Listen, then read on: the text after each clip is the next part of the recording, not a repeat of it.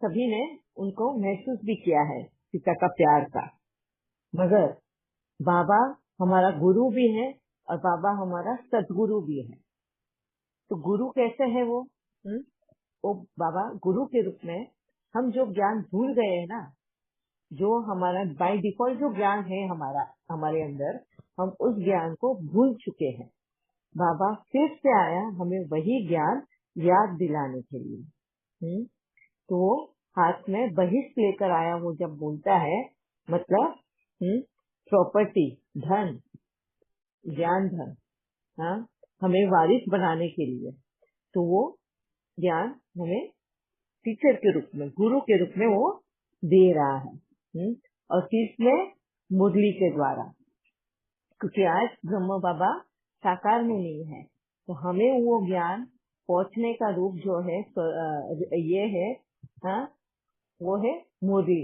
मुरली के द्वारा वो हमें गुरु के रूप में सारा ज्ञान समझा रहा है। और उसी मुरली को जब हम प्रैक्टिकल में यूज करते हैं अपने जीवन में, हाँ, सिर्फ वो बुद्धि तक रखने के लिए नहीं है, या रट्टा मारने के लिए नहीं है। मुरली को हमारे जीवन में उतारना है, उसको जीना है, हाँ? मुरली को जीना है। और वो जीने के लिए जिस तरीके से हमें रास्ता दिखाता है वो है सदगुरु, है ना। वो गाइड है, वो सदगुरु है, वो मेंटरशिप देता है हमें, मेंटोर है हमारा।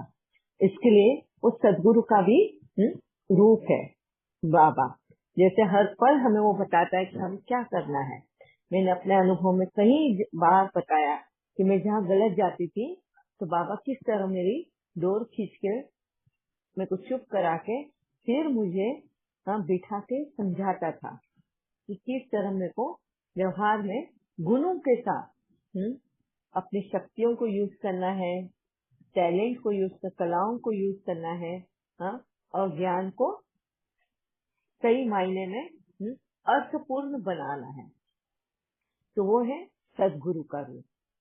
आप सभी ने भी इन तीनों रूपों का बाबा का अनुभव किया है।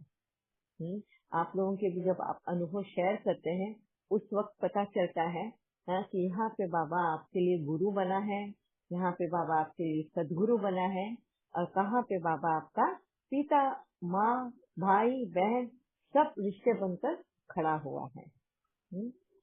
अब हम दूसरा पॉइंट लेते हैं। जैसे अभी आप लोगों को ये तो पता चला कि बाबा किसी के भी कर्म में नहीं आते, इंटरफेयर नहीं करते।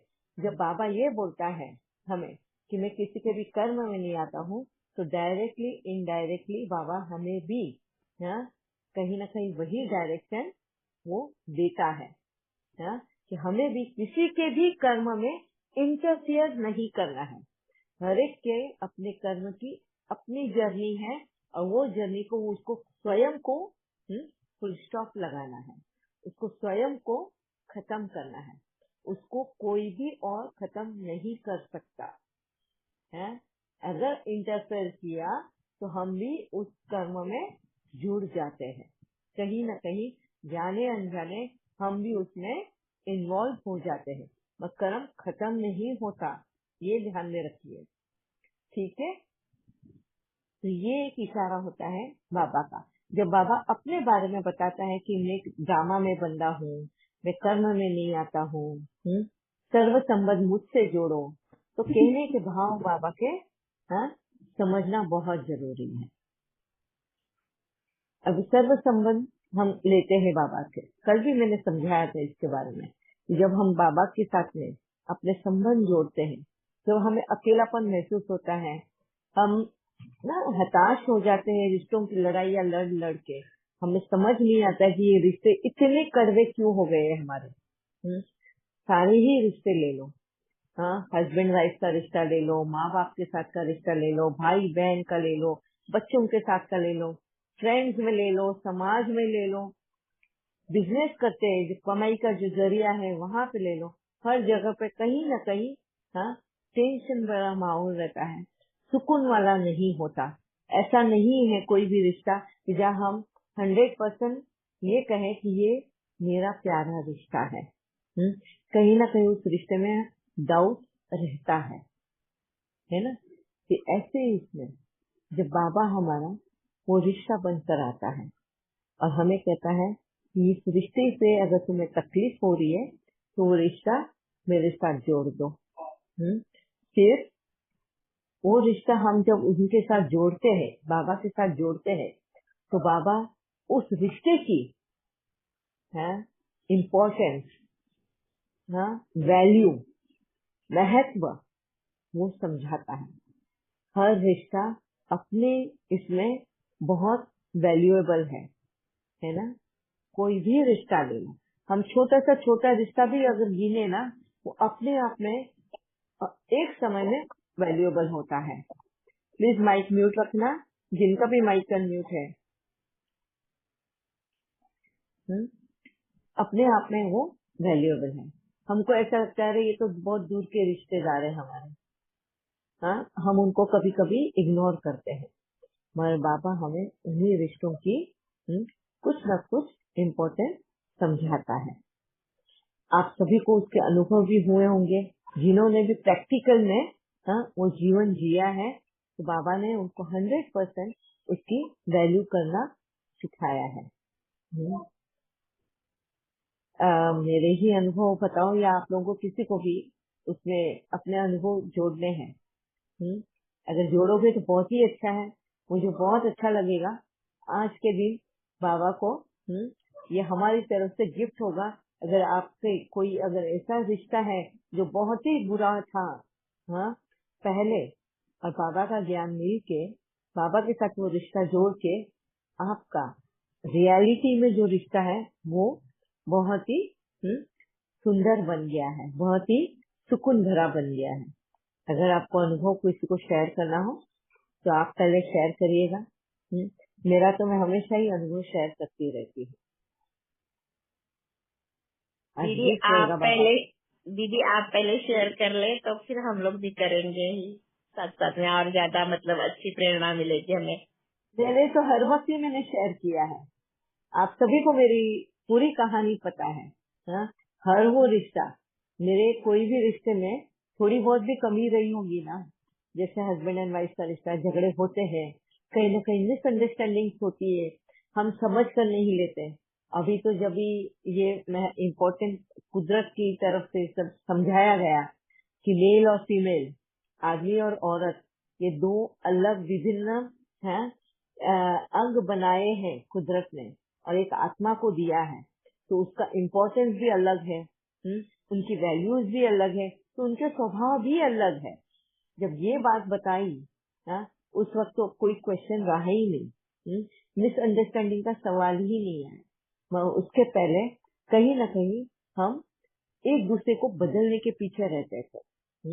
जैसे मैं भी ज्ञान में होने के बावजूद भी कभी हस्बैंड से ये इच्छा रखती थी कि भाई वो ये करे, वो मतलब अनुमान लगाना ना, भाई मेरे को ये समझे मुझे क्या चाहिए, मेरे को क्या करना है। वो कभी ऑब्जर्व नहीं करते, कभी ये नहीं देखते, मुझे नहीं देते। तो ये जो डिफरेंस था वो रहा था, वो भी मिसअंडरस्टैंडिंग कुदरत ने क्लियर कर दी कि आदमी का स्वभाव किस तरह होता है, औरत का स्वभाव कितना एक्सप्रेसिव होता है।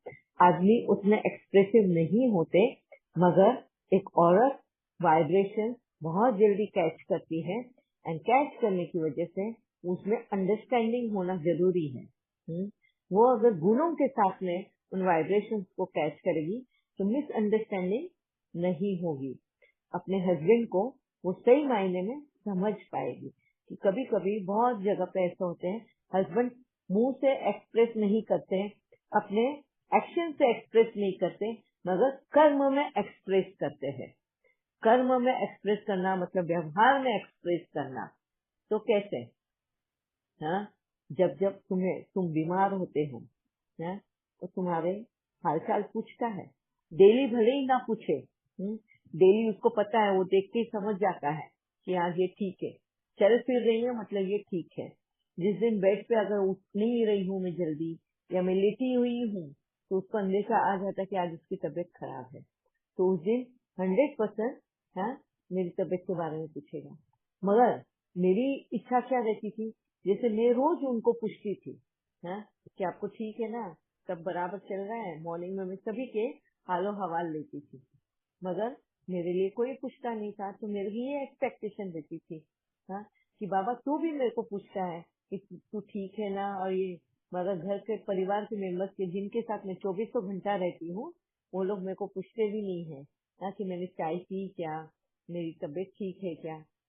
तो ये जब भी कोर्स हुआ ना, कौन सा, कुदरत का, जहाँ पे स्वभाव संस्कार के बारे में हमने डिस्कस किया, उस वक्त मुझे वो क्लियर हुआ कि आदमी जो है मुंह से भले ना एक्सप्रेस करे, अपने एक्शन के द्वारा भी ना एक्सप्रेस करे, मगर व्यवहार में बहुत बार एक्सप्रेस करता है। वो हमें प्यार भी करता है, मुंह से नहीं बोलता होगा, जताता भी नहीं होगा, मगर जब जरूरत है हमारे लिए खड़ा हो जाता है। अगर हमारे ऊपर कोई चढ़कर आए, हमें कोई नीचे दिखाने की कोशिश करे या कुछ, तो ढाल बन के हमारे सामने खड़ा होता है। अगर परिवार में भी अगर कोई हमारे लिए कुछ गलत बोल रहा हो तो वो तुरंत ढाल बन के खड़ा होके बताता है कि ये ऐसी नहीं है, मैं इसको अच्छे से जानता हूँ। बस यही इतना ही लाइन हमारे पूरे साल भर में उन्होंने कभी व्यक्त न किया हो कि मैं तुम्हें प्यार करता हूँ या तुम्हारी केयर करता हूँ, पर ऐसे वक्त में आके अगर वो खड़ा हो जाता है, यही कुदरत कहता है कि आदमी जो होता है वो इस तरह का अपने आप को व्यक्त करता है। जब ये चीजें क्लियर होती है तो अभी हस्बैंड एंड वाइफ के बीच में कोई मिसअंडरस्टैंडिंग होने का सवाल ही नहीं आता। ये जो थोड़ी बहुत त्रुटियां रह गई थी ना रिश्तों में, ये त्रुटियां भी, ये कमियां भी, छोटी छोटी कमियां जो थी, पहले से भी मेरे रिश्ते अच्छे ही थे, हर एक इसमें, भाई बहन का हो, माँ बाप का हो, बच्चों के साथ हो, वो छोटी छोटी कमियां जो रह जाती थी वो इस स्वभाव की हमारे कोर्स में क्लियर हो गई। अब अंडरस्टैंडिंग ज्यादा आ गई, जो थोड़ी बहुत जो हुक्स रह जाती थी मेरे अंदर वो भी एकदम क्लियर हो गई। और यही वजह कि बाबा के साथ में जब वो हम रिश्ता निभाते हैं, हम रिश्ता रखते हैं, बाबा को वो रूप में देखते हैं, तो बाबा हमें उसकी कदर करना सिखाता है, उसकी वैल्यू करना सिखाता है। अब वो कैसे सिखाएगा हमें कदर करना? क्या आप सभी लोग बाबा को सुन पाते हो? नहीं।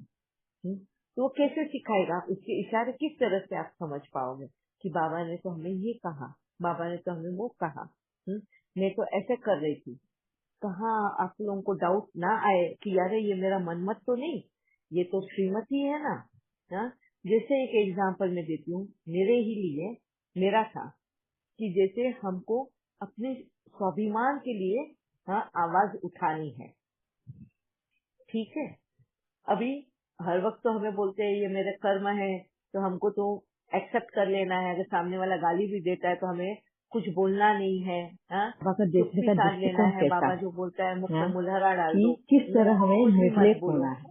तो उस वक्त में बाबा को जान पाई, झुक जाते हैं सब, उनके उस स्वरूप के साथ में जुड़ी। माइक म्यूट रखना, उसके बाद में शांति स्वरूप, शांति में बाबा ने जब मुझे शांति क्या होती है उसकी महसूस कराई। हम बहुत बार हमारे गुण का हमें पहचान स्वाभिमान भी, ठीक है, स्वाभिमान पहचान कराने गिर के बाद जाते हैं, शांति का अनुभव में ही हम जब हम अपने योग में आप को बैठते गिरा हैं लेते तो हैं, अतीन्द्रिय सुख, ऐसा लगता है कि हमारा कोई वजूद ही नहीं बचा, एक हम है ही बोलते हैं ना, हम निराश हो जाते हैं, महसूस कहीं हो ना रहा। कहीं हमारी छोटी आप छोटी लोगों को चीजें सभी सप्रेस हो जाती है एक ना एक बार वो इस बाबा महसूस के हुई ज्ञान को होगी। लेकर। योग में बहुत बैठने बार के ऐसा बाद लगता है बाबा हाँ ने ये तो सभी मेरा को करना कराता ही ही है, है। वो अगर पति ने मारा एक थप्पड़, हाँ भाई मैंने स्वरूप में कोई बैठ पिछले जन्म में मारा तुम होगा बाबा उसको, से जुड़ तो इस जाओगे जन्म में उसने मेरे को तब रिटर्न दे तुम्हें दिया, समझ में आएगा हमने कि एक्सेप्ट कर शांति दिया का मतलब ताकि क्या झगड़ा होता है। नहीं हो।